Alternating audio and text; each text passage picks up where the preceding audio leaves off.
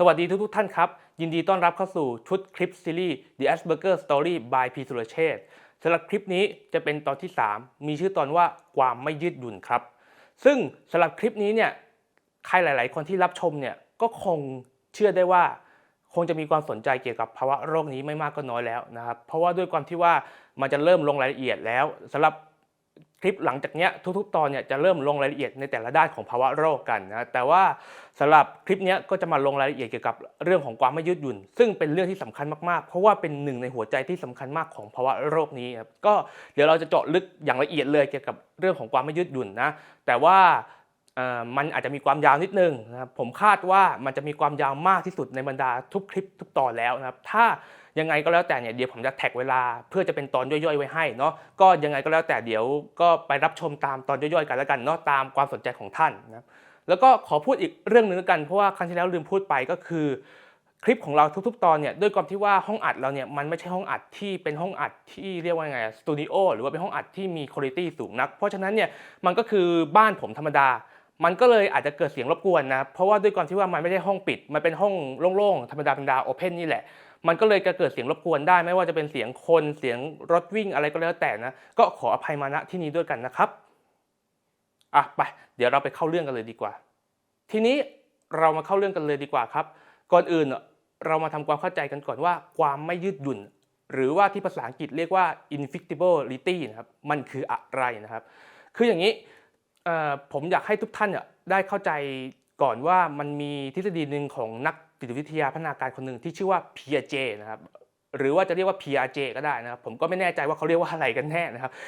บบางคนก็เรียกว่า Piaget บางคนก็เรียกว่า Piaget นะครับก็คือเขาได้บอกว่ามนุษย์เราเนี่ยมีขั้นตอนทางพัฒนาการสติปัญญานะครับด้านสติปัญญาเนี่ยทั้งหมด4ขั้นนะครับทีนี้ขั้นที่น่าสนใจที่สุดอยู่ในขั้นที่2ครับชื่อว่าขั้นก่อนปฏิบัติการคิดนะครับเกิดขึ้นในช่วงอายุ 2-7 ปีนะครับในขั้นนี้จะมีลักษณะเด่นอย่างหนึ่งข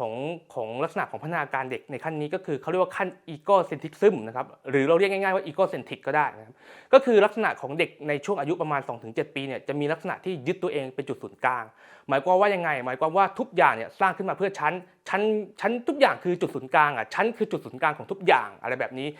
ทีนี้สิ่งที่ Piaget เขาได้ทดสอบต่อไปเนี่ยเขาก็ได้ทดสอบจนกระทั่งไปถึงที่ว่าเขาก็ถามคำถามเด็กว่าเช่นน้ำฝนเนี่ยตกลงมาเพื่ออะไรเด็กก็ตอบว่าน้ำฝนตกลงมาเพื่อให้หนูเล่นอะไรแบบนี้ก็คือคำตอบง่ายๆก็คือเด็กจะมองว่าทุกอย่างเนี่ยเกิดขึ้นมาเพื่อตัวเขาอย่างเดียวเขาใช้ตัวเขาเนี่ยเป็นจุดศูนย์กลางของจักรวาลลักษณะนี้เขาเลยเรียกว่าภาวะ egocentric นะครับซึ่ง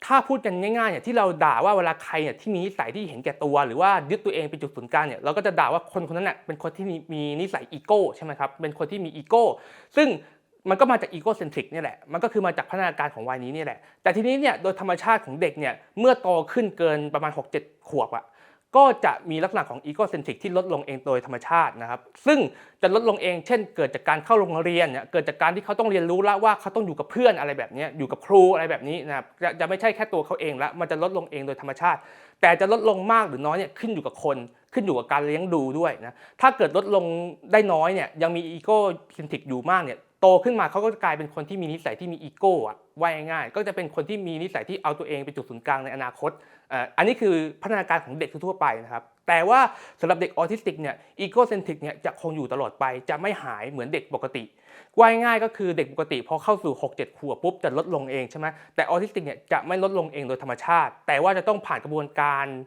ปรับพฤติกรรมพิเศษก็คือการศึกษาพิเศษนี่แหละอะไรแบบนี้ก็คือเทคนิคพิเศษต่างๆในการเพื่อจะลดพฤติกรรมเรื่องของอีโกเซนทริกลงไปนะอันนี้คือลักษณะอย่างหนึ่งของเด็กกลุ่มออทิสติกแต่ว่าทั้งนี้ทั้งนั้นสุดท้ายเนี่ยอีโกเซนทริกสำหรับออทิซึมเนี่ยจะไม่หายไปเลยนะครับจะยังคงอยู่ถ้าเกิดถึงแม้ว่าถ้าไม่ปรับพฤติกรรมเนี่ยอยู่เยอะแน่นอนแต่ถ้าเกิดว่าปรับพฤติกรรมเนี่ยก็ยังอยู่แต่ว่าอาจจะอยู่น้อยลงนะครับแต่ก็ยังคงมีอยู่จะยังคงมีเหลืออยู่มากกว่าคนปกติทั่วไปมันก็เลยทำให้ลักษณะของเด็กออทิสติกเนี่ยมีลักษณะที่เหมือนกับคนที่เป็นคนมีอีโก้นั่นเองนะครับทำไมคนที่เป็นออทิสติกเนี่ยดูเหมือนกับว่าจะเป็นคนที่แบบมีอีโก้อะไรอย่างเงี้ยดูไม่ฟังใครดูเอาแต่ตัวเองเป็นจุดศูนย์กลางก็เพราะว่าเป็นลักษณะพัฒนาการของเขาที่ขาดหายไปนั่นเองคือพัฒนาการที่มันไม่เรียกว่าไงมันไม่สมวัยขึ้นมาครับมันไม่หายไปเองตามธรรมชาติเหมือนเด็กปกตินั่นเองมันจะเป็นลักษณะอย่างนั้นเนาะซึ่งส่วนหนึ่งของอีโกเซนทริกของเด็กออทิซึมที่ยังคงอยู่เนี่ยมันคือส่วนหนึ่งที่ทำให้เกิดความไม่ยืดหยุ่น นะครับจริงๆความไม่ยืดหยุ่นเนี่ยมันเกิดขึ้นจากหลายอย่างนะมันเกิดขึ้นจากความผิดปกติของสมองส่วนหน้านะครับแล้วก็ส่วนหนึ่งก็คือมาจากอีโกเซนทริกที่ไม่หายนี่แหละก็ส่วนหนึ่งก็ทำให้เกิดความไม่ยืดหยุ่นด้วยเนาะอันนี้ก็อธิบายให้เข้าใจกันคร่าวๆก่อนนะว่าทำไมถึงไม่ยืดหยุ่นเนาะรายละเอียดลึกๆเนี่ยมันอาจจะมีมากกว่านี้แหละนะแต่ว่าเอาประมาณนี้คร่าวๆก่อนแล้วกันเนาะเพราะว่าถ้าลงมากกว่านี้มันจะเป็นหลักวิชาการที่เยอะเกินไปละอะไรแบบนี้ซึ่งผมมองว่ามันไม่จำเป็นอะที่จะต้องไปรู้ขนาดนั้นเอาเป็นว่ารู้หลักๆประมาณนี้แล้วกันเนาะก็อธิบายที่มาที่ไปแล้วกันว่าทำไมเด็กกลุ่มนี้ถึงไม่ยืดหยุ่นความไม่ยืดหยุ่นเนี่ยมันคืออะไรนะก็อธิบายให้เข้าใจประมาณนี้ก่อนแล้วกันครับทีนี้หลังจากนี้ผมขออนุญาตเล่าเรื่องเกี่ยวกับความไม่ยืดหยุ่นโดยที่จะเป็นเรื่องราวส่วนตัวของผมเองที่เกี่ยวกับความไม่ยืดหยุ่นซึ่งผมมองว่าการเล่าเรื่องแบบนี้มันจะช่วยทำให้ทุกคนเห็นภาพเรื่องของความไม่ยืดหยุ่นได้มากขึ้นนะก็เลยขออนุญาตเอาเรื่องเล่ามาแล้วกันนะทีนี้ขอพูดก่อนแล้วกันนะว่าผมเนี่ย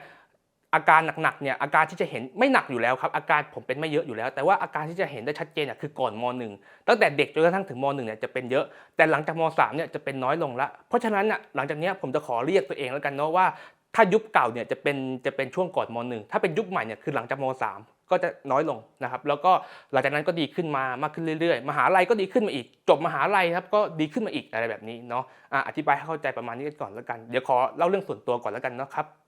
ย้อนกลับไปเมื่อประมาณ20กว่าปีที่แล้วนะครับก็คือเป็นตัวผมในช่วงปฐมวัยนะเด็กในสมัยนั้นน่ะยุคนั้นน่ะก็จะดูการ์ตูนดูทีวีครับดูการ์ตูนผ่านทีวีอะไรแบบนี้กันนะหรือไม่ก็ดูหนังสือการ์ตูนอะไรพวกนี้กันไม่ก็เล่นของเล่นกันนะแต่ผมเนี่ยไม่ทำนะครับก็คือผมเนี่ยจะเล่นแต่ในสิ่งที่ตัวเองอยากเล่นเช่นชอบวาดแผนที่อะไรแบบนี้แล้วก็ชอบถามคำถามแปลกๆเช่นพระอาทิตย์คืออะไรอะไรอย่างเงี้ยพระอาทิตย์ทำไมถึงร้อนอะไรแบบนี้สายไฟอันนี้เป็นยังไงอะไรเงี้ยทำไมถนนเส้นนี้ถึงเป็นอย่างนี้ทำไมเสาไฟฟ้านี่ถึงเป็นอย่างนี้อะไรเงี้ยก็คือสนใจในสิ่งที่เด็กวัยเดียวกันเขาไม่สนใจแล้วก็คือผมจะเป็นคนที่ดื้อเงียบครับคือถ้าไม่สนใจอะไรเนี่ยก็คือไม่เอาอย่างที่บ้านอย่างเงี้ยก็แบบพยายามนะครับผู้ใหญ่ก็พยายามที่จะแบบให้ดูการ์ตูนเหมือนเด็กคนอื่นๆให้เล่นของเล่นเหมือนเด็กคนอื่นๆแล้วก็พยายามที่จะยังไงอ่ะคือให้เราอ่ะทำตัวเหมือนคนอื่นๆอ่ะหรือแม้กระทั่งทำการบ้านเงี้ยก็คือพยายามให้เราเนี่ยทำการบ้านใช่ไหมปรากฏว่าผมเนี่ยเป็นคนที่ไม่ทำคือถ้าผมไม่ชอบก็คือไม่ท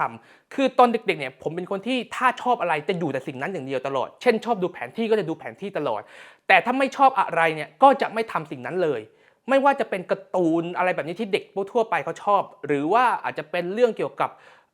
ทำการบ้านแบบนี้ก็ไม่ทำยังไงก็ไม่เอานะครับคือไม่ว่าผู้ใหญ่เขาจะพูดกี่ครั้งยังไงก็ไม่เอายังไงก็ไม่เอานะครับคือนั่นแหละคือความไม่ยืดหยุ่นก็คือไม่ชอบคือไม่เอาไม่ยุ่งไม่แตะต้องบังคับไม่ได้บังคับนี่คือแบบจะหงุดหงิดวายนะครับก็คือแบบไงฟาดงวงฟาดงาอะไรเงี้ยแต่ว่าไม่ได้ก้าวร้าวรุนแรงนะแค่ว่าออกแนวที่ว่าแบบไม่พอใจหรือบางทีก็ดื้อเงียบก็คือประมาณว่าผมเนี่ยโดยส่วนตัวผมอะนิสัยผมอะอาจจะไม่ใช่คนที่ก้าวร้าวแต่ผมเป็นคนดื้อเงียบก็คือไม่ทำก็คือไม่ทำเช่นผู้ใหญ่บอกให้ทำอันเนี้ยผมไม่ทำอะไม่ทำก็คือไม่ทำสั่งยังไงก็ไม่ทำนะครับอะไรเงี้ยซึ่งผลสุดท้ายเนี่ยก็จบด้วยการโดนไม้เรียวครับ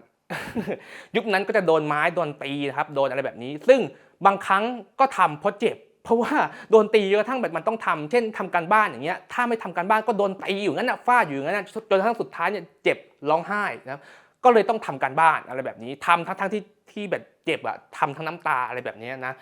ะอะไรแบบนี้ซึ่งจริงๆเนี่ยอันนี้บอกเลยนะครับนะว่าเป็นสิ่งที่ไม่ถูกนะครับไม่ควรทำเป็นอย่างยิ่งนะครับเรื่องของการตีเนี่ยครับผมไม่สนับสนุนเรื่องของการตีนะครับเพราะว่าการตีเนี่ยมันไม่ค่อยเกิดประโยชน์อะไรเลยผมพูดตรงๆเลยว่าผมเนี่ยแทบจะไม่ได้เรียนรู้อะไรจากการตีเลยที่ผมหยุดพฤติกรรมอะที่ผมทำการบ้านเนี่ยไม่อยากทำการบ้านแต่ทำการบ้านเนี่ยทำเพราะเจ็บไม่ได้ทำเพราะเข้าใจว่าทำไมต้องทำนึกออกไหมครับทำเพราะเจ็บไม่ได้เข้าใจเลยว่าทำไมต้องทำการบ้านแต่ว่าแบบทำเพราะเจ็บแบบมันโดนตีกระทั่งมันไม่ไหวมันทนไม่ไหวมันเจ็บมันก็เลยต้องทำอะไรแบบนี้ซึ่งมันไม่ได้เกิดการเรียนรู้อะไรเลยหลังจากนั้นน่ะครั้งต่อไปผมก็ทำแบบเดิมอีกเพราะว่าไม่ชอบทำการบ้านก็ทำแบบเดิมอีกแล้วก็โดนตีเหมือนเดิมอีกก็เลยต้องกลับมาทำการบ้านเพราะโดนตีอีกอย่างเงี้ยครับ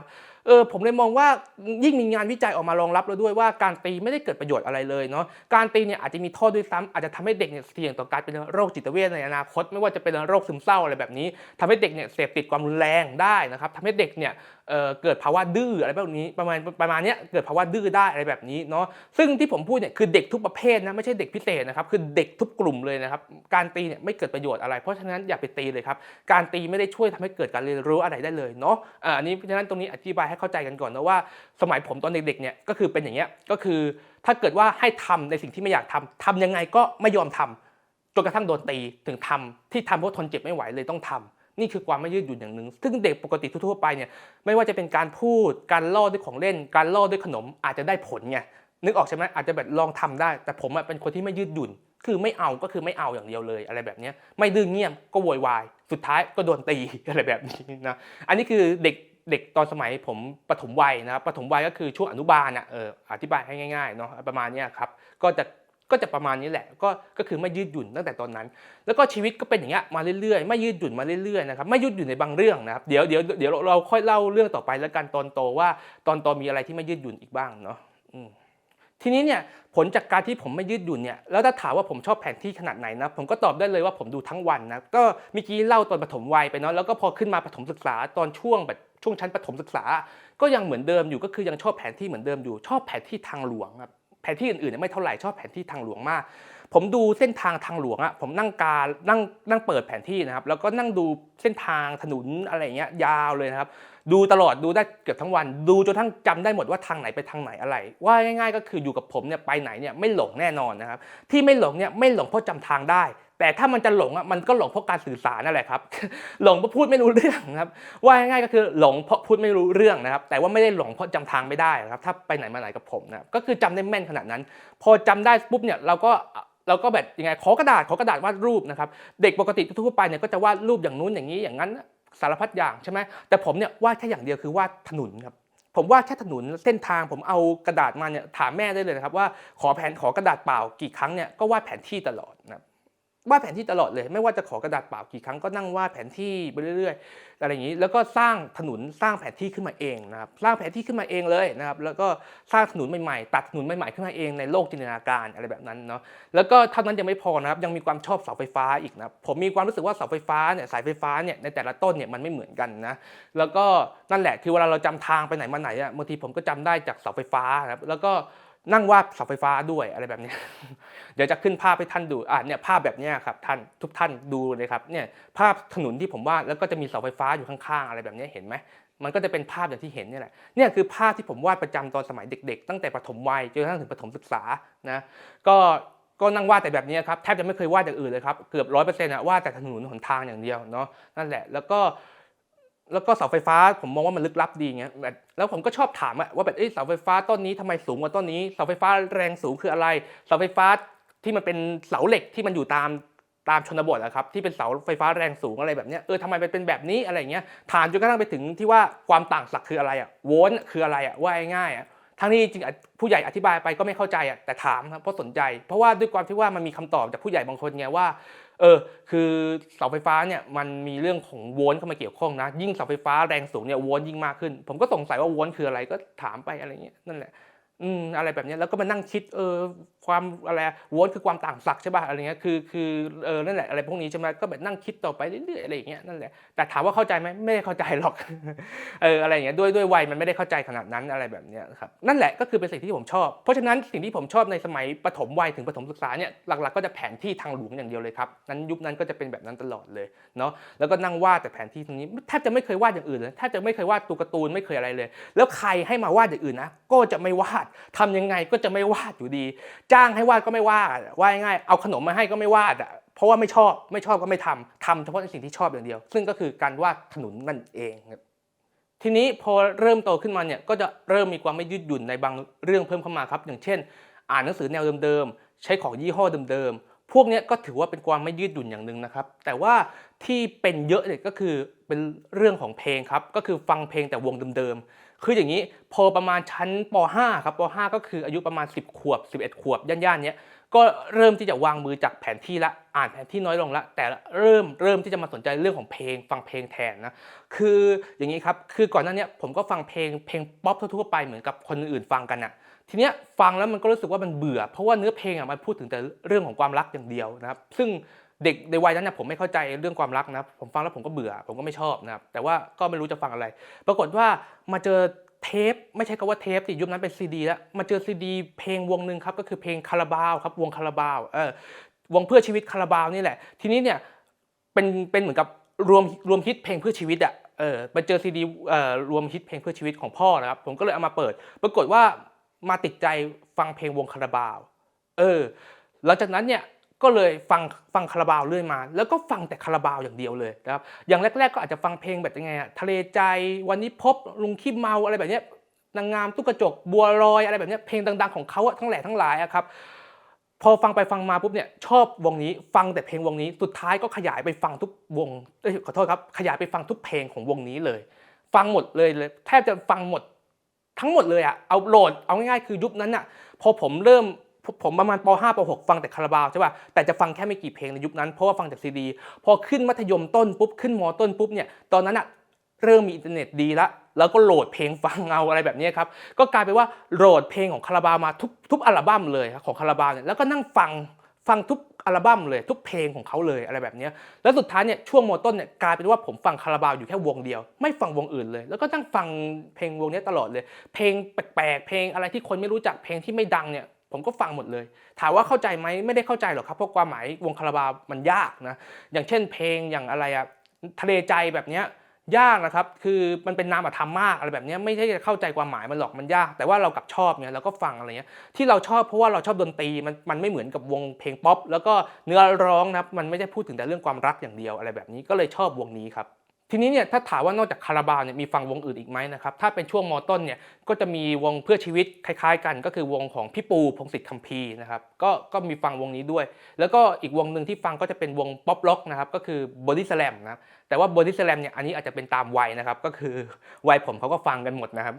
บในยุคนั้นในยุคผมมต้นเนี่ยเขาก็ฟังกันหมดนะครับบอดี้สแลมนะครับอันนี้ก็อาจจะเป็นตามวัยหลักๆก็ฟังแค่นี้แต่ว่าคาราบาวเนี่ยคือฟังแบบ90%เลยอะไรแบบนี้ก็คือแทบจะฟังวงนี้วงเดียวเลยอะไรแบบนี้เนาะวงอื่นไม่เท่าไหร่พอขึ้นมปลายปุ๊บก็ยังฟังเหมือนเดิมแต่ว่ามีเพิ่มเข้ามาก็คือจากเดิมมีคาราบาวเป็นหลักวงเดียวใช่ไหม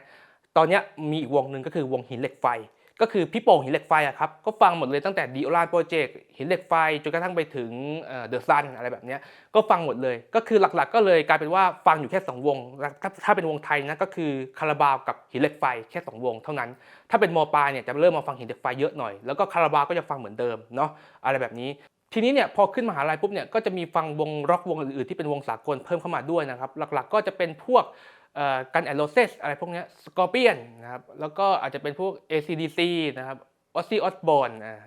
แบ็กสปาร์ตออซซี่ออสบอร์นอะไรพวกนี้นะครับแล้วก็ดิปเพอร์เพลอะไรพวกนี้เลสเปียนอะไรพวกนี้ครับแต่ว่าที่ฟังจริงๆเนี่ยก็จะมีอยู่แค่ไม่กี่วงจะมีฟังอิลิคลิปตันแล้วก็มีฟังซันตาน่าอะไรพวกนี้ด้วยคาร์โลสซันตาน่าด้วยครับแต่ว่าที่ฟังจริงๆจะมีแค่กันแอนด์โรสวงเดียวนะครับอันนั้นคือช่วงที่เรียนมหาลัยอยู่เนาะก็นี่แหละก็จะเป็นอย่างเงี้ยพอช่วงมต้นคาราบาวนำวงอื่นก็ไม่ค่อยฟังพอช่วงมปลายหินเหล็กไฟนำคาราบาวก็จะลดลงวงอื่นก็ไม่ค่อยฟังอีกพอเป็นช่วงมหาลัยก็อาจจะเป็นพวกล็อกสากลเช่นกันแอนด์โรสอาจจะฟังเยอะหน่อยแบบนี้ครับวงอื่นก็จะฟังน้อยลงมาหน่อยก็จะเป็นอย่างเงี้ยแล้วก็ฟังอยู่แค่นี้จนกระทั่งมาถึงประมาณปี4ก็มาฟังวงร็อกอีกวงหนึ่งก็คือวง X Japan ครับก็คือเป็นล็อกสากลของญี่ปุ่นนะครับวง X อันนี้น่าจะถ้าใครที่พอมีอายุหน่อยก็อาจจะรู้จักคือทั้งหมดที่ฟังมาเนี่ยก็คือแบบอาจจะต้องเป็นคนอายุ40เกือบหมดเลยนะครับที่ฟังกันเพราะว่ามันเป็นวงร็อกที่ตั้งแต่90ลงไปตั้งแต่90 80 70อะไรแบบนี้มันไม่ใช่วงตามวัยผมครับส่วนใหญ่จะเป็นแบบ40ขึ้นไปอะไรอย่างเงี้ยเนาะนั่นแหละก็คือตอนประมาณปี4ก็มาฟังอีกวงนึงก็คือวง X Japan นะครับหลังจากนั้นก็ฟังเรื่อยมานะครับก็สุดท้ายเนี่ยก็กลายเป็นสาวกวง X Japan ไปเนาะก็ VRX ไปอะไรแบบนี้ครับแล้วก็นั่นแหละสุดท้ายพอมาตกผลึกจริงๆแล้วสุดท้ายเนี่ยหลังจากนั้นน่ะเป็นต้นมาเนี่ยการฟังเพลงของผมหลักๆก็จะเหลืออยู่แค่ประมาณ 3-4 วงก็คือหลักๆก็คือวงไทยที่ฟังก็จะมีคาราบาวกับหินเหล็กไฟส่วนสากลก็จะมีแค่กันแอนด์โรสกับ X Japan สรุปก็คือหลักๆหลังจากนั้นหลังจากผมเรียนจบมหาลัยปุ๊บผมก็ฟังอยู่แค่4วงนี้ครับแต่ว่าที่ฟังเยอะจริงๆช่วงหลังๆอาจจะเป็น X Japan นะอาจจะเยอะหน่อยอะไรประมาณนี้ครับแล้วก็คาราบาวก็ยังเยอะอยู่อะไรแบบนี้นี่แหละคือความไม่ยืดหยุ่นของเรานะส่วนวงอื่นๆที่เป็นตามวัยเนี่ยแทบจะไม่ได้ฟังเลยครับ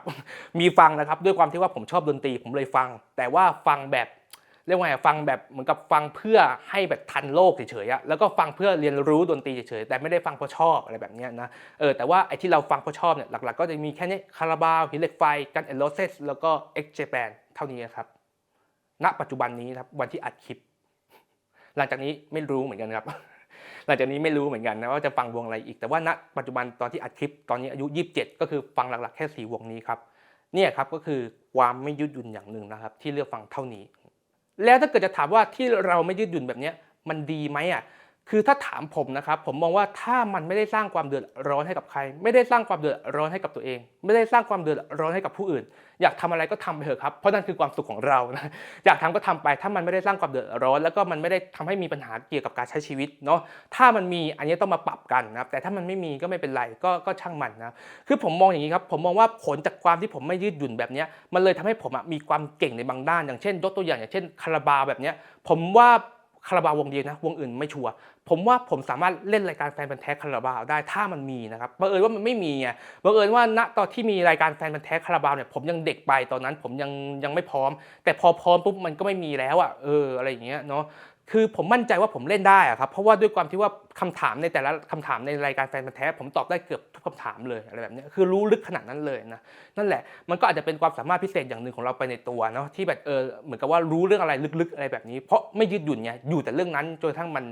มันรู้ลึกไงทีเนี้ยถ้าเกิดถามว่าเอ๊ะแล้วทำไมเด็กกลุ่มนี้ถึง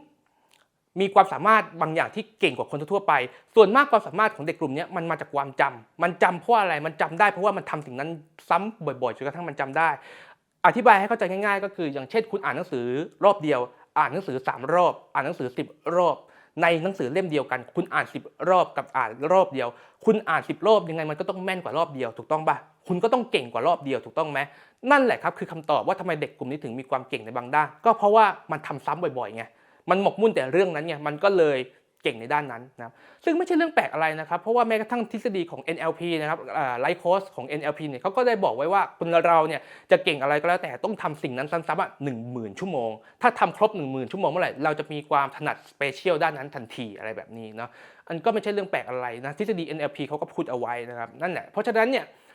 การทำอะไรซ้ำๆเนี่ยสำหรับเด็กพิเศษเนี่ยผมมองว่าถ้าเกิดว่ามันเป็นสิ่งที่ไม่ได้เดือดร้อนอะไรกับคนอื่นนะมันไม่ยืดหยุ่นแล้วมันหมกมุ่นในเรื่องนั้นเนี่ยผมมองว่านั่นก็ถือว่าเป็นความสามารถพิเศษไปแล้วกันเนาะแล้วเด็กกลุ่มนี้กลุ่ม Asperger เนี่ยเป็นกลุ่มที่ IQ ดีด้วยไงเพราะฉะนั้นเนี่ยมันเลยไม่มีปัญหาเรื่องความจำอะไรเท่าไหร่มัน IQ ดีแล้วมันจำในสิ่งที่มันชอบมันเลยจำได้ดีด้วยอะไรแบบนี้เนาะอันนี้ก็เลยอธิบายให้เข้าใจกันเนาะว่าเอ๊ะทำไมเด็กกลุ่มนี้ถึงมีความสามารถพิเศษบางอย่างที่เก่งอะไรแบบนี้ครับก็เดี๋ยวเราพูดหัวข้อถัดไปเลยแล้วกันนะเพราะว่ามีหลายหัวข้อที่เราจะต้องพูดกันอีกเนาะมีเรื่องเล่าที่จะมาเล่าให้ฟังกันอีกนะครับก็ระหว่างอัดคลิปนี้ก็อัดไปก็เหงื่อไหลไปนะครับร้อนนะขออภัยด้วยนะครับเพราะว่าไม่มีทางเลือกไม่มีห้องแอร์ให้อัดนะครับบ้านเป็นบ้านอากาศร้อนอากาศร้อนเมืองไทยนะครับทีนี้เรื่องของความไม่ยืดหยุ่นเนี่ยเมื่อกี้เนี่ยผมได้พูดไว้ว่าถ้าเกิดว่ามันไม่ได้สร้างความเดือดร้อนให้กับใครมันไม่ได้ส่งผลอะไรกับการใช้ชีวิตจะมีก็มีไปเถิดใช่ไหมแต่ว่าในความเป็นจริงเนี่ยมันไม่เป็นแบบนั้นครับเพราะในความเป็นจริงเนี่ยมันจะส่งผลต่อการใช้ชีวิตในบางด้านนะของกลุ่ม Asperger เนี่ยอย่างเช่นเวลาที่ต้องมีปฏิสัมพันธ์กับผู้อื่นกับคนในสังคมเราก็ต้องยอมรับความจริงครับว่ายังไงก็ต้องมีปฏิสัมพันธ์กับคนอื่นๆในสังคมบ้างใช่ไหมมันจะส่งผลบางอย่างอย่างเช่นจะพูดแต่เรื่องเดิมๆซ้ำๆจะพูดแต่เรื่องที่ตัวเองสนใจจะวนคุยแต่เรื่องเดิมๆแล้วก็โดยธรรมชาติของคนเราเนี่ยก็คือเวลาเราคุยอะไรเนี่ยมันจะโฟไปเรื่อยๆนึกออกไหมเช่นเราคุยเรื่องนี้แล้วก็ไปคุยเรื่องอื่นกันแล้วก็ไปคุยเรื่องอื่นกันแล้วก็คุยเรื่องนี้ต่อๆกันไปเรื่อยๆอะไรแบบนี้แต่ว่ากลุ่ม Asperger เนี่ยถ้ามันสนใจแต่เรื่องนี้มันอยากคุยแต่เรื่องนี้นะมันจะคุยแต่เรื่องนี้อย่างเดียวพอคนอื่นชวนคุยเรื่องอื่นปุ๊บมันก็จะพาคนอื่นวนกลับมาเรื่องเดิมอีกนึกออกไหมแล้วก็แบบพอเปลี่ยนเรื่องคุยเปลี่ยนท็อปิกคุยมันก็จะกลับมาท็อปิกเดิมอีกอยู่ดีมันจะวนแต่เรื่องเดิมๆอะไรแบบนี้ครับนั่นคือปัญหาของกลุ่ม Asperger เกี่ยวกับความไม่ยืดหยุ่นครับทีนี้ปัญหามันอยู่ตรงนี้ครับปัญหามันอยู่ตรงที่ว่าเวลาที่คนอื่นๆเนี่ยคุยกับคนที่เป็นแบบนี้ไม่ว่าเขาจะเข้าใจหรือไม่เข้าใจก็แล้วแต่เนี่ยเขาจะเกิดอาการเบื่อครับเพราะว่าเขาไม่อยากคุยไงนึกออกใช่ไหมชวนคุยแต่เรื่องเดิมๆชวนคุยแต่เรื่องที่ตัวเองสนใจหรือแบบพยายามจะคุยเรื่องอื่นแบบมันมีเรื่องอีกมากมายที่ต้องคุยไม่คุยแต่จะคุยแต่เรื่องเดิมเรื่องนี้อย่างเดียวพาไปคุยเรื่องอื่นก็จะวนกลับมาเรื่องเดิมอีกคนมันก็จะเบื่อถ้าคนที่เข้าใจเนี่ยเขาอาจ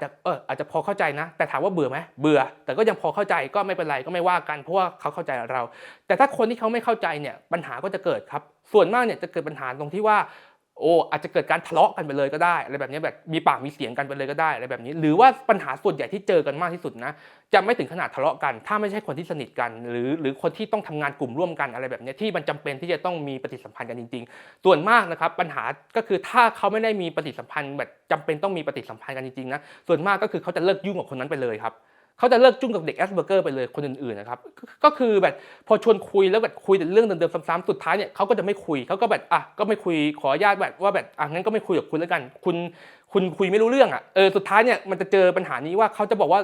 ลุ่มพวกเราเนี่ยจะคุยไม่รู้เรื่องนะครับจริงๆไม่ใช่คุยไม่รู้เรื่องนะแค่ว่ามันคุยเรื่องเดิมๆซ้ำๆวนๆแต่เขาจะมองว่าคุยไม่รู้เรื่องนะครับสุดท้ายเนี่ยเขาก็จะหาวิธีแบบงั้นก็ไม่คุยแล้วกันเลิกยุ่งไปเลยแล้วก็จะเฟดหายไปเองเลยอะไรแบบนี้ครับส่วนใหญ่จะเป็นอย่างนี้ซึ่งคนเราส่วนใหญ่เนี่ยเขาจะแบบด้วยมารยาทคนไทยเขาก็จะไม่พูดตรงๆนะว่าแบบเฮ้ยไม่เอาเฮ้ยหยุดคุยเรื่องนี้ก่อนอะไรแบบเนี้ยเฮ้ยแบบเรื่องนี้คุณพูดซ้ำเกินไปแล้วนะพอก่อนอะไรแบบนี้เขาก็จะไม่พูดกันใช่ป่ะด้วยมารยาทคนไทยสุดท้ายเนี่ยไม่พูดเขาก็จะไปเลยอะไรแบบนี้ก็จะแบบเลิกยุ่งไปเลยอะไรแบบนี้เราก็จะไม่รู้ปัญหาว่าปัญหาของเราคืออะไรแบบนี้เพราะเขาไม่บอกไงว่าอันนี้คือปัญหาเขาแค่ไม่ชอบเขาก็ไปอะไรแบบนี้นี่คือชีวิตจริงมันจะเป็นแบบนี้ครับ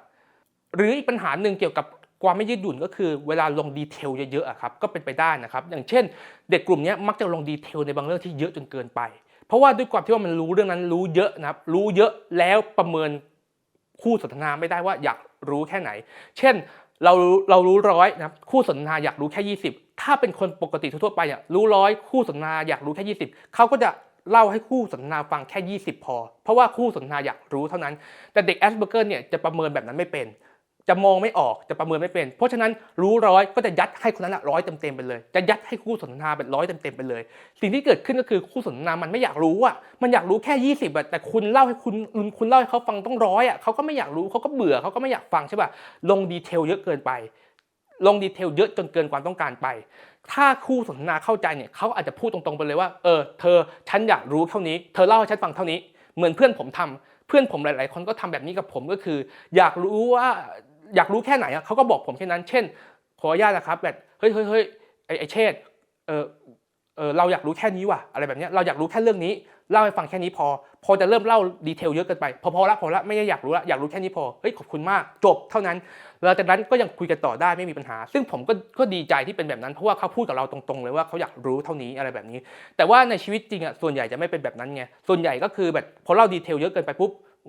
เยอะเกินแบบไม่น่าฟังว่ะน่าเบื่ออะไรแบบนี้ใช่ป่ะไม่อยากรู้ละเลิกคุยกับคนนั้นไปเลยครับเลิกคุยกับเด็กแอสเบอร์เกอร์ไปเลยเพราะว่าแบบมันดีเทลเยอะเกินอะไรแบบนี้ก็มีนะครับก็อาจจะเจออีกปัญหาหนึ่งเพราะว่าด้วยความที่ว่าไม่ยืดหยุ่นรู้100ต้องใส่100รู้100ต้องให้คนอื่น100บางคนอาจจะมองว่าเป็นเรื่องที่ดีนะมันดูจริงใจมันดูแบบอัดด้วยใจอัดแน่นด้วยใจอะไรแบบนี้ใช่ป่ะในความเป็นจริงมันก็เป็นแบบนั้นจริงๆครับเพราะว่าเด็กกลุ่มนี้ก็เหมือนกับเต็มใจทำด้วยใจอะไรแบบนี้แต่ว่ามันเยอะเกินความต้องการของเขาไงอะไรก็แล้วแต่ที่คนนั้นเนี่ยคู่สนทนาของเราไม่ต้องการเขาก็ไม่อยากได้ถูกต้องป่ะถึงแม้ว่ามันจะดีก็จริงแต่เขาไม่ต้องการก็จบมนุษย์เราเป็นแบบนี้ครับไม่ต้องการต่อให้สิ่งนั้นเป็นสิ่งที่ดีแค่ไหนแต่เราไม่ต้องการก็ไม่เอาอะไรแบบนี้ก็รู้สึกไม่โอเครู้สึกไม่น่าคุยอะไรแบบนี้อยู่ดีเนาะเพราะฉะนั้นอีกสิ่งหนึ่งที่เป็นปัญหาเกี่ยวกับความไม่ยืดหยุ่นก็คือเรื่องของการประเมินความพอดีไม่เป็นครับลงดีเทลเยอะเกินไปในบางเรื่องอะไรแบบนี้ครับทีเนี้ยถ้าถามว่าแล้วปัญหานี้จะแก้ไขอย่างไรนะครับก็คือเราก็ต้องแก้ไขโดยการเพิ่มให้เด็กเนี่ยมีความยืดหยุ่นได้มากขึ้นเนาะแต่ว่าทั้งนี้ทั้งนั้นสุดท้ายมันเป็นข้อจำกัดของเขายังไงก็แล้วแต่เขาก็ต้องมีความไม่ยืดหยุ่นต่อให้ลดความไม่ยืดหยุ่นแค่ไหนเขาก็มีความไม่ยืดหยุ่นอยู่ดีนะและที่สำคัญก็คือบางทีลดความไม่ยืดหยุ่นมากจนเกินไปเด็กเครียดด้วยเด็กอึดอัดด้วยอะไรแบบนี้บางทีไปอัดเขามากเกินไปมันไม่เป็นธรรมชาติของเขาไปฝืนเขามากเกินไปเนาะผมจึงมองแบบนี้ครับผมจึงมองว่าวิธีการแก้ไขปัญหาผมมองอย่างนี้ครับผมมองว่าเวลาเราจะมีปฏิสัมพันธ์กับใครเนี่ยมันจะมี2ประเภทแรกก็คือความสัมพันธ์ที่จำเป็นประเภทที่2คือความสัมพันธ์ที่ไม่จำเป็นสำหรับความสัมพันธ์ที่จำเป็นเนี่ยเด็กกลุ่มนี้อาจจะต้องลดวาศอกลงหน่อยก็คืออาจจะเป็นประเภทที่ว่าเธอต้องฟังคนอื่นบ้างนะถ้าเกิดว่าคนอื่นไม่อยากพูดไม่อยากให้พูดเรื่องนี้ปุ๊บเนี่ยก็ต้องไม่พูดก็ต้องแบบเฮ้ยเบรกตัวเองหน่อยถึงแม้ว่าตัวเองอยากพูดแค่ไหนก็ต้องพยายามเบรกตัวเองหน่อยอะไรแบบนี้ครับหรือว่าอาจจะใช้วิธีถามเขาไปเลยก็ได้ว่าเธออยากรู้แค่ไหนเธอบอกฉันมาแล้วเราเล่าเท่าที่เขาต้องการอยากจะรู้พอจบนะไม่ต้องเป็นลงดีเทลเยอะเกินถามเขาตรงๆไปเลยครับวิธีนี้ก็คือถามเขาตรงๆไปเลยว่าอยากรู้แค่ไหนพูดกับเราตรงๆเลยอยากรู้แค่ไหนเราจะเล่าให้เธอฟังเท่านี้พออยากคุยเรื่องนี้ไหมอยากให้เล่าเรื่องนี้ไหมไม่อยากเล่าก็ไม่ต้องเล่าถ้าอยากเล่าแล้วก็เล่าเท่าที่เขาต้องการพอแล้วก็บอกเขาตรงๆไปเลยว่าถ้าไม่โอเคแล้วไม่อยากฟังแล้วให้บอกเลยว่าไม่อยากฟังเฮ้ยถ้าเกิดว่ารู้สึกว่าเรื่องนี้เราพูดซ้ำเยอะเกินไปนะให้บอกเราเลยว่าแบบพูดซ้ำเยอะเกินไปไม่เอาแล้วอะไรแบบนี้ใช้วิธีให้เขาพูดกับมาตรงๆวิธีนี้คือต้องให้คนอื่นเป็นมิลเลอร์ให้กับเรา ปัญหาของวิธีนี้ก็คือต้องเป็นคนที่เขายอมเนี่ยเขาต้องเปิดใจให้เราด้วยเนาะแล้วก็อาจจะต้องมีความเข้าใจกับเราด้วยอะไรแบบนี้ให้คนอื่นเป็นมิลเลอร์สะท้อนให้เราแทนอะไรแบบนี้ครับก็อาจจะใช้วิธีนี้ก็ได้ว่าง่ายๆก็คือให้อีกฝ่ายหนึ่งพูดตรงๆไปเลยว่าต้องการแค่ไหนแล้วเด็กฝั่งเราเนี่ยฝั่งที่เป็นแอสเพอร์เกอร์เนี่ยก็ต้องพยายามที่จะหยุดตัวเองด้วยลดรอวาสกตัวเองด้วยพยายามที่จะแบบนั่นแหละก็คือถ้าเรื่องนี้เขาบอกว่าพูดซ้ำเกินไปแล้วไม่อยากฟังละเฮ้ยเราต้องหยุดละเราต้องพยายามเบรกตัวเองเราต้องกลับมาคุมตัวเองแต่ถ้าเกิดว่าเขาแบบเขาบอกเรื่องนี้แบบลงดีเทลเยอะเกินอย่างเงี้ยก็นั่นแหละก็ต้องพยายามแบบเบรกตัวเองให้เขารู้แค่นี้พอแล้วอะไรแบบนี้ครับอันนี้คือวิธีแรกคือวิธีที่จำเป็นต้องมีปฏิสัมพันธ์กับคนอื่นเนาะก็อาจจะต้องหาจุดกลางร่วมกันอะไรแบบนี้ครับส่วนอีกวิธีหนึ่งนะครับก็คือวิธีที่ว่าไม่จำเป็นต้องมีความสัมพันธ์ครับสำหรับวิธีนี้ก็คือเหมือนกับคนทั่วไปที่แบบมันไม่ได้จำเป็นต้องมีความสัมพันธ์กันก็ได้ก็คือเป็นแค่คนแบบเจอกันแบบเขาเรียกว่าอะไรเหมือนกับเป็นพวกเฉพาะกิจหรือเป็นพวกขาจรอะไรแบบนี้แบบไม่ได้จำเป็นต้องรู้จักอะไรกันไม่ได้มีการทำงานร่วมกันไม่ได้เรียนด้วยกันไม่ได้อะไรแบบนี้ถ้าเป็นคนกลุ่มนี้ผมมองว่าถ้าเกิดว่าน้องที่เป็นแอสเพอร์เกอร์เนี่ยอยากจะพูดก็พูดไปเถอะอยากจะเล่าแค่ไหนก็เล่าไปคือผมก็เป็นนะอยากจะเล่าขนาดนี้ก็เล่าเราอยากยัดดีเทลเท่านี้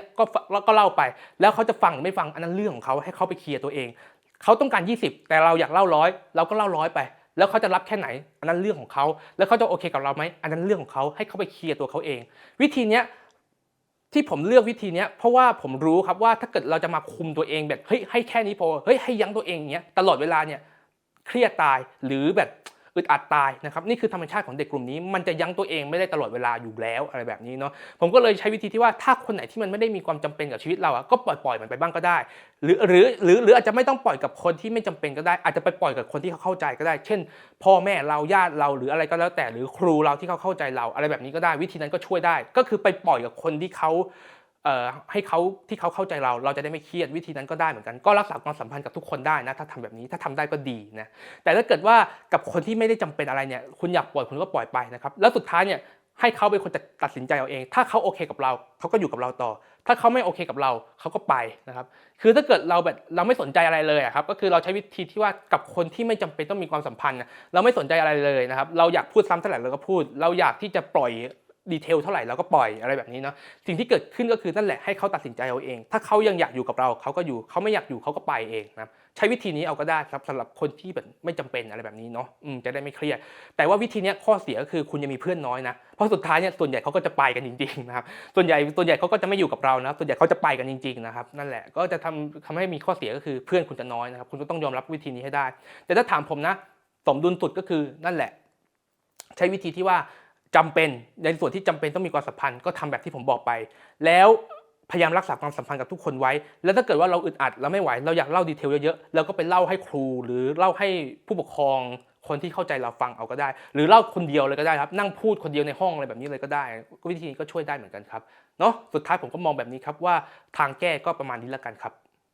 ส่วนคำถามที่ว่ามันจะมีความไม่ยืดหยุ่นบางประเภทที่เด็กเป็นกันเช่นกลับบ้านทางเดียวกินอย่างใดอย่างหนึ่งอย่างเดียวเช่นเด็กบางคนชอบกินไก่ทอดฉันก็จะกินแต่ไก่ทอดอย่างเดียวฉันไม่กินอย่างอื่นเลยนะครับอันนี้จะแก้ไขอย่างไรนะครับจริงๆเนี่ยผมไม่เป็นปัญหานี้ผมไม่เป็นนะครับแต่ว่าอาจจะมีปัญหาเช่นกลับบ้านต้องตรงเวลาอะไรแบบนี้ในตอนเด็กๆถ้าไม่ตรงเวลาจะเครียดอะไรแบบนี้อันนี้มีบ้างนะครับแต่ว่านิดๆหน่อยๆทีนี้ถ้าถามในกรณีแบบนี้ถ้าถามว่าต้องทำยังไงนะครับหลักๆก็คือพูดคุยกับเขาอย่างเช่นเด็กกินแต่ไก่ทอดไม่กินอย่างอื่นเลยเนี่ยมื้อนี้ไม่มีไก่ทอดให้กินจะทำยังไงก็ต้องพูดคุยกับเขาครับว่าแบบกินอย่างอื่นมันมีประโยชน์ยังไงสารอาหารอย่างอื่นมันมีประโยชน์ยังไงอะไรแบบนี้นั่นแหละอาจจะต้องพูดคุยกับเขาหลายๆรอบหน่อยเนาะแต่ว่าต้องพูดเลยนะว่าต้องใช้เวลานะครับหลายๆรอบมากแล้วสุดท้ายเนี่ยถ้าเกิดว่าเขาไม่กินจริงๆเขาจะกินแต่ไก่ทอดจริงๆแล้วมื้อนั้นไม่มีให้เขากินบางทีปล่อยให้เขาอดไปเลยก็ได้ครับให้เขาหิวไปเลยสุดท้ายเนี่ยเขาจะเรียนรู้ได้เองครับเขาจะเรียนรู้ได้เองว่าถ้าเกิดว่ามื้อนี้ไม่มีไก่ทอดให้เขากินเขาต้องหิวเพราะเขาไม่กินอย่างอื่นสุดท้ายเนี่ยเขาอาจจะต้องยอมยืดหยุ่นมากขึ้นเพื่อกินอย่างอื่นบ้างเพื่อที่จะทำให้ไม่หิวอีกในมื้อต่อๆไปอะไรแบบนี้ครับก็ถือว่าเป็นการเรียนรู้อย่างหนึ่งจากข้อผิดพลาดหรือเรียนรู้อย่างหนึ่งจากข้อเสียนะครับเขาเรียกว่าไงเรียนรู้จากข้อเสียของสิ่งนั้นอะไรแบบนี้ก็ในเมื่อคุณรู้แล้วว่าข้อเสียของคุณที่จะกินแต่ไก่ทอดในวันที่ไม่มีไก่ทอดให้คุณกินคุณต้องทนหิวนะอะไรแบบนี้ก็ถือว่าเป็นการเรียนรู้อย่างหนึ่งเนาะแต่ทั้งนี้ทั้งนั้นบอกได้เลยครับว่าใช้เวลานานครับใช้เวลานานมากอะไรแบบนี้เนาะมันต้องใช้เวลานะมันจะไม่เร็วอย่างแน่นอนนะแล้วก็ส่วนเรื่องยาเนี่ยขอพูดนิดนึงแล้วกันนะว่ายาเนี่ยอาจจะช่วยปรับความยืดหยุ่นโดยตรงไม่ได้แต่ยาเนี่ยจะช่วยทำให้อารมณ์เนี่ยซอฟต์ลงเนาะอย่างเช่นถ้าจะพูดกันตรงๆนะครับอย่างเช่นเวลาที่เด็กจะกินไก่ทอดแล้วไม่มีไก่ทอดให้กิน โอ้โหโมโหมากเลยแบบอารมณ์ร้อนหัวร้อนแบบลุกเป็นไฟเลยอะไรแบบเนี้ยแบบตีงวงตีงาแบบฟาดงวงฟาดงาใหญ่เลยอะไรแบบเนี้ยยาเนี่ยจะช่วยทำให้อารมณ์เขาคลามดาวน์ลงเนาะแล้วยาเนี่ยจะช่วยทำให้การฝึกความยืดหยุ่นเนี่ยมันง่ายขึ้นเช่นถ้าเกิดว่าไม่กินยาแล้วแบบหัวร้อนจัดแต่พอกินยาปุ๊บหัวไม่ค่อยร้อนคราวนี้คุณจะฝึกความยืดหยุ่นเขาง่ายขึ้นเช่นจะฝึกให้เขากินอย่างอื่นมากขึ้นนอกจากไก่ทอดมันก็จะทำให้ฝึกได้ง่ายขึ้นอะไรแบบนี้เนาะนี่คือประโยชน์ของยาแต่ยาเนี่ยไม่ได้ช่วยเรื่องของความยืดหยุ่นโดยตรงคือถ้าเกิดคุณให้เขากินยาแต่คุณไม่ฝึกอะไรเขาเลยเนี่ยมันก็เหมือนเดิมอะครับมันก็ยาหมดฤทธิ์กลับมามันก็เหมือนเดิมอะไรแบบนี้เนาะอะไรแบบนี้มันก็ไม่ได้ต่างจากเดิมเท่าไหร่นักเพราะฉะนั้นเนี่ยยาเป็นแค่เครื่องมือช่วยที่ทำให้ฝึกความยืดหยุ่นได้ง่ายขึ้นเท่านั้นเองเพราะยาช่วยควบคุมอารมณ์พออารมณ์เขาเบาลงปุ๊บมันก็เลยทำให้ฝึกความยืดหยุ่นได้ง่ายขึ้นเท่านั้นเองยาไม่ได้ช่วยเพิ่มความยืดหยุ่นโดยตรงนะครับอันนี้ขอให้ทุกคนเข้าใจกันด้วยนะยาเป็นแค่เครื่องมือช่วยทำให้การฝึกง่ายขึ้นเท่านั้นนะครับนี่คือข้อดีของยาแค่ทำให้การฝึกง่ายขึ้นเท่านั้นเองนะครับแต่ยังไงก็ต้องฝึกอยู่ดีเนาะส่วนเรื่องของการใช้ยาหรือว่าไม่ใช้ยาเนี่ยอันนี้แล้วแต่คนนะคือหมอเคยอธิบายให้ผมเข้าใจง่ายๆว่ายาเนี่ยมันคิดง่ายๆอย่างนี้สมมติเราเดินทางจากกรุงเทพไปเชียงใหม่มี3ช้อยให้เลือกเดินรถทัวร์เครื่องบินยาเป็นเหมือนกับเครื่องบินไม่กินยาเลยเป็นเหมือนกับเดินถามว่า2อย่างนี้ไปถึงเป้าหมายคือยืดหยุ่นมากขึ้นถามว่า2อย่างนี้ไปถึงเป้าหมายได้เหมือนกันไหมไปถึงเป้าหมายได้เหมือนกันครับก็คือจากกรุงเทพไปเชียงใหม่ไปได้เหมือนกันแต่ปัญหาก็คือระยะเวลาและความยากง่ายนะครับเดินเนี่ยใช้เวลานานกว่าแล้วก็ยากกว่านะครับแต่ถ้าเครื่องบินเนี่ยเร็วกว่าและง่ายดายกว่ายาก็เหมือนกันครับยาก็เหมือนกับเครื่องบินไม่กินยาเลยเหมือนกับเดินแค่นั้นเองแต่สุดท้ายคุณก็ต้องเคลื่อนที่ไปเชียงใหม่อยู่ดียาเนี่ยไม่ใช่ว่าคุณนั่งอยู่นิ่งๆถ้าอธิบายให้เข้าใจง่ายๆด้วยหลักการนี้นะไม่ใช่ว่าคุณนั่งอยู่นิ่งๆอยู่ที่บ้านแล้วพอกินยาปุ๊บคุณนั่งเฉยๆแล้วมันจะไปเชียงใหม่เองให้เลยอย่างเงี้ยไม่ใช่นะครับยังไงคุณก็ต้องขยับตัวเองอยู่ดีการขยับตัวเองนั่นก็คือการฝึกอยู่ดีใช่ไหมครับเข้าใจใช่ไหมครับการเดินทางจากกรุงเทพไปเชียงใหม่นั่นคือการฝึกครับเพราะฉะนั้นนี่แหละครับคือคำตอบยาแค่ช่วยทำให้การฝึกง่ายขึ้นเท่านั้นแต่ไม่ได้ช่วยโดยตรงนะครับเพราะฉะนั้นยังไงก็แล้วแต่กินยาหรือไม่กินยาต้องฝึกอยู่ดีแค่ยาช่วยทำให้การฝึกง่ายขึ้นเท่านั้นเองครับส่วนเรื่องยาอันนี้เป็นเรื่องของคุณหมอครับว่าจะใช้หรือไม่ใช้นะครับอันนี้เป็นเรื่องของคุณหมอเป็นคนตัดสินใจวินิจฉัยเองครับทีนี้ผมมีเรื่องเล่าเรื่องหนึ่งแล้วกันเนาะก็เป็นเรื่องตอนสมัยผมเรียนมหาลัยตอนนั้นเรียนปตรีอยู่ชั้นปี3แล้วกันเนาะก็เป็นเรื่องเกี่ยวกับความยืดหยุ่นอย่างหนึ่งนะคืออย่างนี้ครับคือมันมีวิชาหนึ่งนะเป็นวิชาที่ต้องทำโปรเจกต์นะครับเป็นวิชาที่เป็นงานเดี่ยวแต่ต้องทำร่วมกันเป็นกลุ่มหมายความว่ายังไงหมายความว่าคือมันเป็นวิชาที่แบบเป็นโปรเจกต์ของใครของมันแต่ว่าต้องมาจอยกันเป็นกลุ่มนะคือแบ่งกลุ่มกันกลุ่มละ5คนทุกคนเนี่ยมีงานเดี่ยวของตัวเองแต่ว่าสุดท้ายเวลาส่งเนี่ยต้องส่งร่วมกันเป็นกลุ่มคือต้องช่วยกันเป็นกลุ่มถ้าเกิดว่าคนใดคนหนึ่งในกลุ่มตกไปอย่างเงี้ยคนอื่นก็จะซวยไปด้วยอะไรแบบนี้ครับนั่นแหละทีนี้เนี่ยผมเนี่ยด้วยความที่ผมก็เรียนไม่เก่งไม่เข้าใจอะไรผมเนี่ยก็มักจะเป็นตัวขอโทษนะครับเป็นตัวซวยของเพื่อนอยู่เรื่อยๆครับเพราะว่าด้วยความที่ว่าเราไม่เข้าใจอะไรเราเรียนรู้ได้ช้ากว่าคนอื่นอะไรแบบนี้เนาะในด้านนั้นอะไรแบบนี้นั่นแหละสุดท้ายเนี่ยเพื่อนต้องช่วยผมมากเป็นพิเศษนะทีนี้เนี่ยเพื่อนผมเนี่ยเขาก็ดีไซน์ให้ผมว่าผมต้องทำแบบนี้นะอะไรแบบนี้ช่วยกันแบบมาช่วยกันว่าทำแบบนี้ผมก็จะดีไซน์โปรเจกต์ว่าให้เป็นอีกแบบนึงทำอีกแบบนึงอะไรแบบนี้สุดท้ายทะเลาะกันเพราะว่าผมก็ไม่ยอมเขาก็ไม่ยอมผมแต่สุดท้ายเนี่ยคุณเชื่อไหมว่าสุดท้ายเนี่ยผมยอมเขาสุดท้ายเนี่ยเพื่อนคุยไปคุยมาเนี่ยสุดท้ายเนี่ยเพื่อนเนี่ยคุยไปจนกระทั่งสุดท้ายเนี่ยผมยอมเขาที่ผมยอมเขาเนี่ยก็เพราะว่าด้วยความที่ว่าเพื่องานมันจะได้จบสักทีหนึ่งเพราะว่าเราก็ไม่อยากทำโปรเจกต์นี้ต่อให้มันยืดยาวเราก็อยากเรียนให้มันจบถ้าเกิดเราเอาแต่ทะเลาะกันเมื่อไหร่โปรเจกต์มันจะจบถูกต้องป่ะสุดท้ายเนี่ยผมก็เลยจำเป็นต้องยอมเพื่อนเขาเพื่อที่ทำให้แบบในเมื่อเพื่อนเขารู้มากกว่าก็เลยยอมเขาก็ได้อะไรแบบนี้เนาะก็เลยยอมกันแล้วก็สุดท้ายก็ผ่านก็แบบก็นั่นแหละก็เลยจบโปรเจกต์ได้อะไรแบบนี้เนาะทีเนี้ยที่ผมมาเล่าให้ฟังเนี่ยผมจะบอกว่าถ้าเป็นผมตอนสมัยเด็กๆถ้าเป็นยุคเก่าก่อนม.1ผมไม่ยอมแน่นอนแบบฆ่าให้ตายทีเถอะถ้าเราจะเอาแบบนี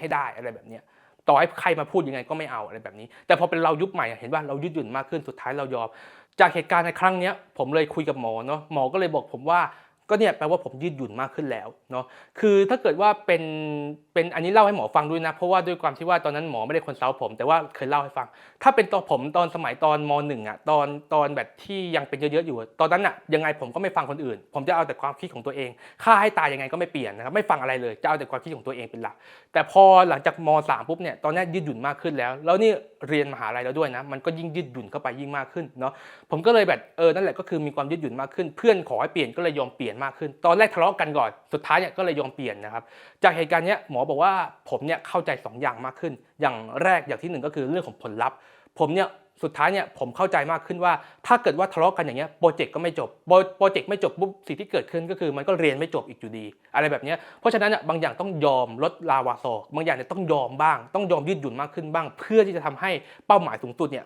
มันสำเร็จผลก็คือหมายความว่าต้องยอมบ้างเพื่อจะทำให้โปรเจกต์มันจบเพื่อที่จะทำให้เรียนจบนั่นเองเนาะนี่แปลว่าผมเข้าใจในข้อนี้แล้วอย่างที่2ก็คือผมเห็นอกเห็นใจคนอื่นมากขึ้นผมแคร์ความรู้สึกของเพื่อนมากขึ้นผมฟังเพื่อนมากขึ้นอะไรแบบนี้นี่คือสิ่งที่หมอบอกเนาะเพราะว่าสุดท้ายเนี่ยพอเพื่อนพูดหลายๆครั้งเพื่อนแบบอธิบายให้ฟังด้วยเหตุผลหลายๆครั้งผมเลยยอมอะไรแบบนี้แปลว่าผมว่าฟังคนอื่นมากขึ้นอะไรแบบนี้ครับ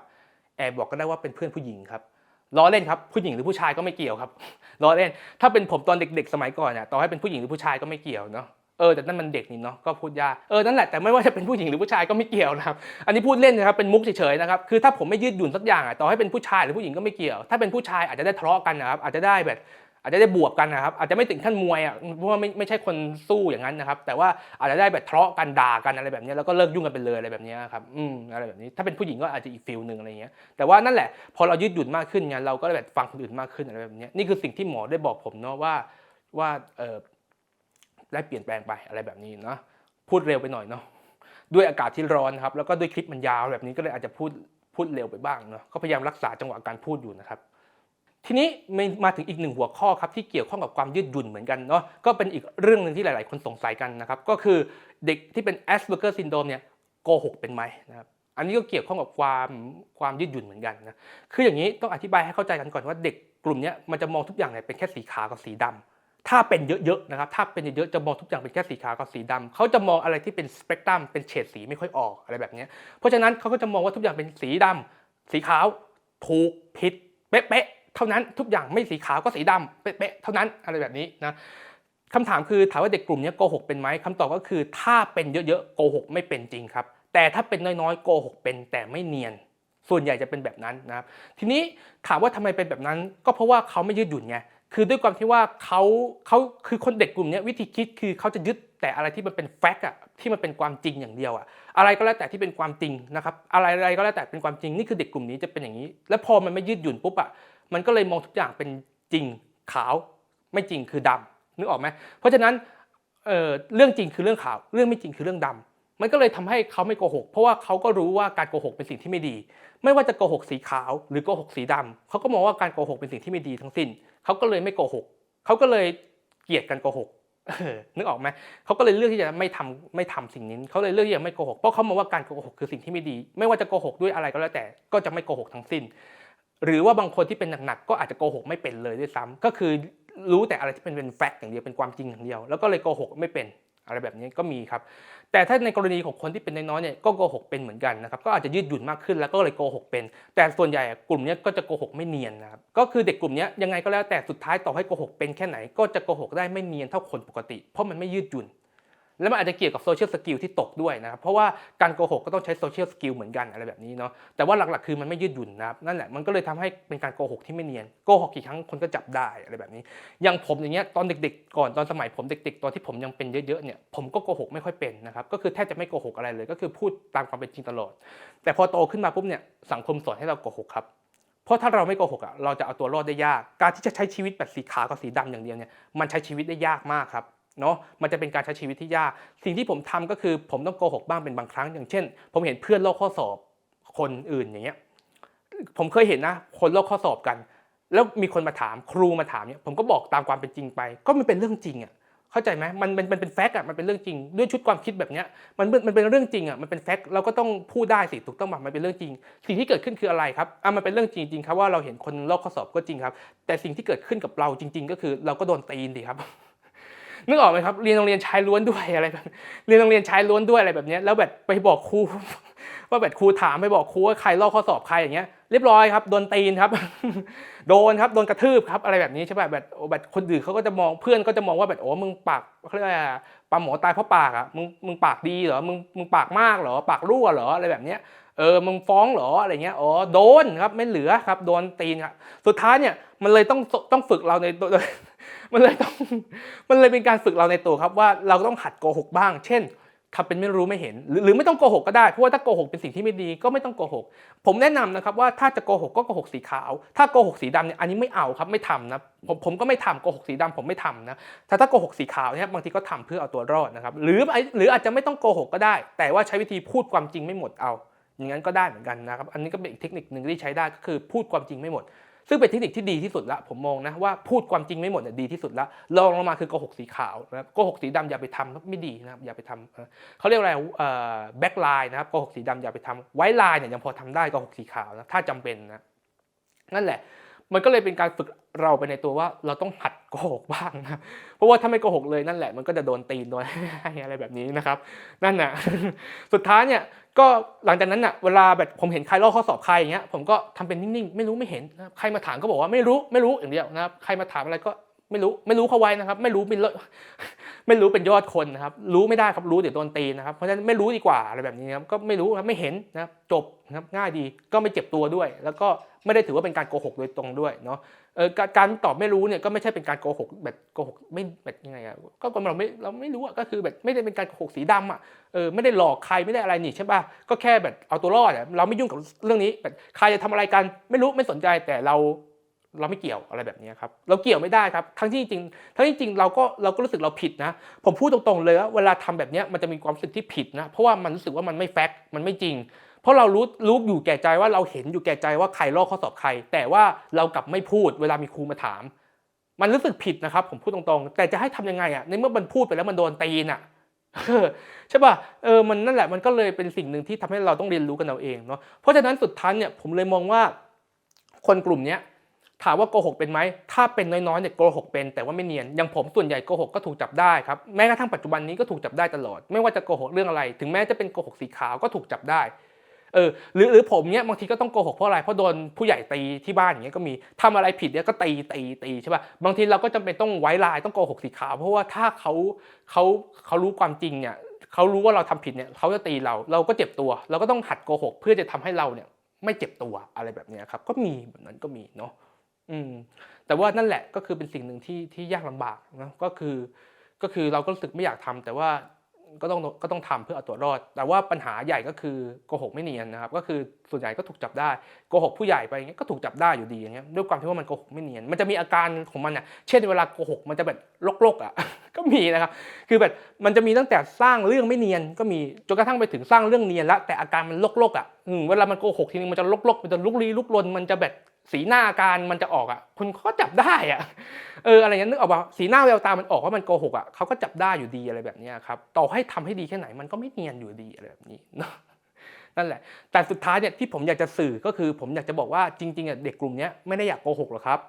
ถึงแม้ว่าเขาโกหกเป็นเขาก็ไม่อยากโกหกแต่เขาจะเป็นต้องทำเพื่อเอาตัวรอดสุดท้ายผมกลับมามองว่าสังคมเราเนี่ยสอนให้เด็กกลุ่มนี้ต้องโกหกเพื่อเอาตัวรอดเนาะสังคมเราเนี่ยสกปรกครับผมพูดตรงๆเลยคนปกติบางคนเนี่ยสกปรกยิ่งกว่าเด็กพิเศษนะครับกล้าพูดได้เลยนะครับอย่างเต็มปากเลยว่าคนปกติหลายๆคนปกติไม่ใช้คำว่าส่วนใหญ่แต่ใช้คำว่าหลายๆคนสกปรกกว่าเด็กพิเศษครับกล้าพูดได้เลยครับว่าเป็นอย่างนั้นจริงๆจากที่ผมสัมผัสมานะเพราะฉะนั้นนั่นแหละบางทีเด็กไม่ได้อยากโกหกแต่เพราะสังคมเราสอนให้เด็กจำเป็นต้องโกหกเพื่อเอาตัวรอดครับนี่คือความจริงครับสุดท้ายนะครับก็มีหลายๆคนถามนะครับว่าเด็กกลุ่ม Asperger Syndrome เนี่ย move on ได้ยากจริงไหมนะครับคำตอบก็คือจริงครับอันนี้ผมคุยกับหมอมาแล้วนะครับแล้วก็จากที่เจอหลายๆคนก็เด็กกลุ่มนี้จะ move on ได้ยากกว่าคนปกติเพราะไม่ยืดหยุ่นนะครับแล้วก็เด็กกลุ่มนี้อาจจะมีความเป็น conservative ได้มากกว่าคนอื่นๆด้วยนะเพราะผลจากความไม่ยืดหยุ่นมันก็จะทำให้มีความ conservative ในบางเรื่องได้มากกว่าคนปกติเนาะแต่ทั้งนี้ทั้งนั้นไอ้ไม่ยืดหยุ่นเนี่ยบางคนเด็กปกติหรือคนปกติบางคนก็ไม่ยืดหยุ่นก็มีนะครับเด็กปกติคนปกติบางคนเนี่ย move on ได้ช้ากว่าเด็กกลุ่ม Asperger ก็มีนะครับในบางเรื่องเนาะเพราะความไม่ยืดหยุ่นเนี่ยมันแล้วแต่เรื่องไงว่ามันจะไปจับในเรื่องไหนถ้าเกิดไปจับในเรื่องที่เขาไม่มีปัญหาเนี่ยเขาก็ยืดหยุ่นได้ดีอะไรแบบนี้ก็ได้นะครับแต่ว่าถ้าพูดถึงเรื่องของการ move on เนี่ยใช่นะครับกับทุกเรื่องเลยนะครับอย่างผมอย่างเงี้ยหรืออย่างผมยกตัวอย่างดีกว่าแล้วหมอเคยเล่าให้ผมฟัง2เคสนะครับเคสนึงเนี่ยอายุ40กว่าจะ50แล้วยัง move on จากการโดนเพื่อนแกล้งตอนสมัยมัธยมไม่ได้เลยทั้งที่จริงๆอายุจะ50อยู่แล้วอะไรแบบนี้แต่ยังรู้สึกตลอดเวลายังมีความรู้สึกว่าอยากจะเอาคืนตลอดเวลายังแค้นตลอดเวลานะครับยังมีความรู้สึกอยากจะกระทืบเพื่อนมัธยมตลอดเวลาเพราะว่าแกล้งเขานั่นน่ะ อายุ40กว่า50แต่ยัง move on จากตอนสมัยนั้นไม่ได้เลยอะไรแบบนี้หรืออย่างผมอย่างเงี้ยผมอาจจะ move on ได้แล้วแต่ว่าอาจจะได้ไม่100%อะไรแบบนี้ครับสมัยโดนแกล้งอย่างเงี้ยเรื่องโดนแกล้งเงี้ยผมอาจจะ move on ได้แล้วแต่ว่ายังไม่100%อะไรแบบนี้เนาะส่วนมีหมอเคยเล่าให้ฟังอีกเคสหนึ่งนะครับชอบผู้หญิงคนหนึ่งครับตั้งแต่สมัยเรียนป.ตรีตั้งแต่สมัยเรียนปริญญาตรีนะครับในมหาลัยเนี่ยในมหาลัยเรียนปริญญาตรีจนกระทั่งผู้หญิงเนี่ยแต่งงานมีลูกอะไรไปหมดแล้วโตแล้วนะครับผู้หญิงจะ40แล้วเนี่ยก็จะมีลูกก็จะ40ด้วยกันนี่แหละแต่งงานมีลูกแล้วผู้หญิงนะครับผู้หญิงแต่งงานมีลูกแล้วเขาก็ยังแอบชอบผู้หญิงคนนั้นอยู่ดีครับนึกออกไหมเป็น10กว่าปีจะ20ปีแล้วมั้งไม่รู้เหมือนกันนะ10กว่าปีขึ้นอ่ะครับเขาก็ยังแอบชอบผู้หญิงคนนั้นอยู่ดีอ่ะแอบชอบตั้งแต่เรียนมหาลัยปริญญาตรีจนกระทั่งผู้หญิงแต่งงานมีลูกก็ยังจะแอบชอบผู้หญิงคนนั้นอยู่ดีไม่มุฟออนเป็นคนอื่นสักทีนึงอะไรแบบนี้อันนี้ก็ใช่นะครับอย่างนี้ก็มีเหมือนกันอะไรแบบนี้เนาะก็มีเหมือนกันในกรณีแบบนี้ที่ว่า move on ยากเพราะฉะนั้นเด็กกลุ่มนี้ถ้าถามว่า move on ยากใช่ไหมคำตอบคือใช่ครับจะ move on ได้ยากกว่าคนปกติเพราะเขาไม่ยืดหยุ่นเท่าคนปกตินั่นเองนะครับแต่ทั้งนี้ทั้งนั้นเนี่ยก็ขึ้นอยู่กับหลายๆอย่างขึ้นอยู่กับว่าไม่ยืดหยุ่นแค่ไหนไม่ยืดหยุ่นเรื่องอะไรนะครับบางเรื่องก็อาจจะ move on ได้ง่ายบางเรื่องก็อาจจะ move on ได้ยากนะครับแล้วแต่เรื่องแล้วก็บางอย่างเนี่ยคนปกติบางคนก็ move on ได้ยากกว่าเด็กพิเศษบางคนอีกนะครับคนปกติบางคนเนี่ยยัง move on ได้ช้ากว่ากลุ่ม Asperger บางคนด้วยซ้ำอะไรแบบนี้ก็มีนะครับก็มีเพราะฉะนั้นเราพูดได้แค่ว่าภาพรวมครับภาพรวมเด็กกลุ่มนี้จะ move on ได้ยากกว่าคนปกติเพราะไม่ยืดหยุ่นเท่านั้นนะครับแต่ดีเทลรายละเอียดอันนี้แล้วแต่คนเนาะก็ถือว่าเป็นการตอบคำถามอย่างหนึ่งไปในตัวครับสุดท้ายเรื่องของความไม่ยืดหยุ่นในกลุ่ม Asperger Syndrome นั้นก็จะมีอยู่ประมาณนี้ครับหวังว่าคลิปนี้จะช่วยตอบคำถามและเพิ่มความเข้าใจให้กับทุกท่านได้ไม่มากก็น้อยนะแล้วก็เดี๋ยวในครั้งต่อๆไปเราจะไปหัวข้อเรื่องอื่นกันนะครับก็จะช่วยทำให้ทุกคนเข้าใจมากยิ่งขึ้นนะคลิปในวันนี้อาจจะมีความยาวหน่อยนะครับในเรื่องของความไม่ยืดหยุ่นเพราะว่ามันต้องอธิบายให้เห็นภาพกันชัดๆเนาะมันมีหลายอย่างหลายด้านด้วยกันนะก็อาจจะขออภัยนิดนึงนะครับว่าอาจจะพูดเร็วไปนิดนึงนะครับช่วงหลังๆเนี่ยผมฝึกพูดให้เป็นจังหวะมากขึ้นช้าลงแล้วนะครับแต่ว่าด้วยความที่ว่าคลิปนี้มันยาวนะครับมันก็อาจจะนั่นแหละอาจจะมีนิดหน่อยนะครับแล้วก็อาจจะมีเรื่องของอากาศที่ร้อนด้วยนะครับเข้ามาเกี่ยวข้องมันก็เลยทำให้เราเนี่ยยังมี impulsive ที่เยอะหน่อยก็พยายามจะคุมอยู่เนาะก็นั่นแหละครับเราเติบโตเราพัฒนาไปด้วยกันนะครับผมเชื่อครับว่าวันนี้ก็ดีคุณไปดูคลิปตอนนี้นะครับกับดูคลิปเมื่อ2ปีที่แล้วเกือบ2ปีที่แล้วที่ผมอัดปี2021คุณจะเห็นความแตกต่างแล้วนะครับอยากเห็นความแตกต่างแล้วในหลายๆเรื่องแล้วผมเชื่อเลยว่าในอนาคตมันจะดียิ่งกว่านี้อีกครับเราเชื่อครับว่าเราจะพัฒนาไปด้วยกันได้ครับนี่คือแนวคิดดีๆจากพี่สุรเชษฐ์หวังว่าข้อมูลนี้จะมีประโยชน์กับทุกท่านครับขอบคุณครับ